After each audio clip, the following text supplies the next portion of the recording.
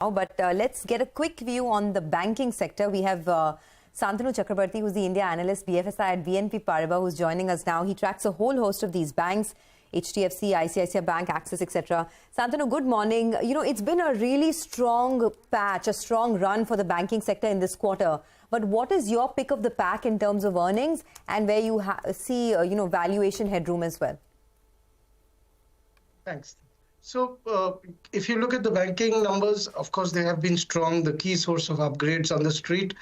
But what the numbers that stood out for me in this quarter is actually our top pick, HDFC Bank. Now, if you look at the numbers just at a superficial level, probably ICICI Bank has given even better numbers, higher growth, a much larger improvement in margins, and it is our second pick. But why I'm singling out HDFC Bank numbers is because something that has flown under the radar for a lot of investors, which is its CASA performance in the year. You'd be actually pretty surprised to know for this year, out of the total system mobilization, HDFC Bank has mobilized almost 25 cents of every dollar of current account money generated in the entire system.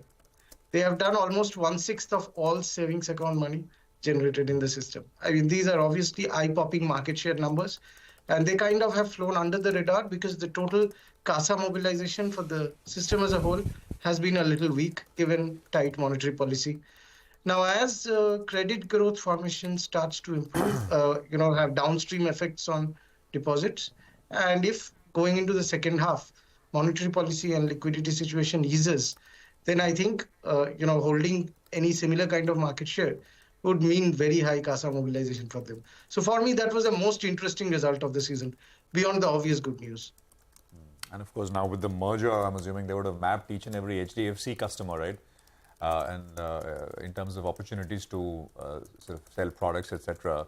So we'll see how that one goes. So that is, Santanu, by far the top pick for you, right?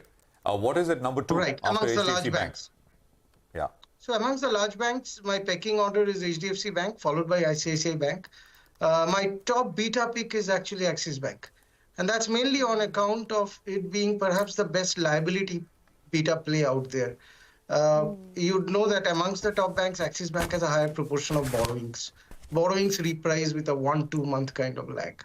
So if the rate ease off, the impact on the incremental delta on overall cost of funds is the highest for Axis Bank. And you're buying it at reasonable valuations. They have given a reasonable set of second half numbers. Probably on full year basis, they don't look as impressive as some of the other banks.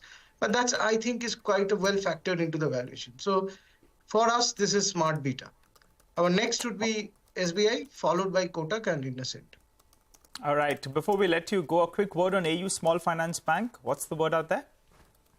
So it has been the only mid-cap bank that we have been pushing as an idea. We had a fair amount of conviction in the bank.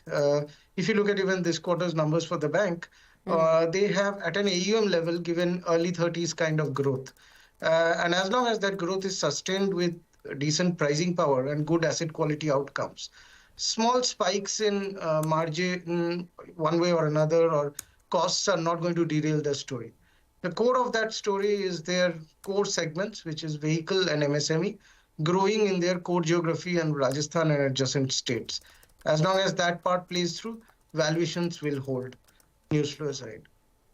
Okay, thanks a lot for joining in.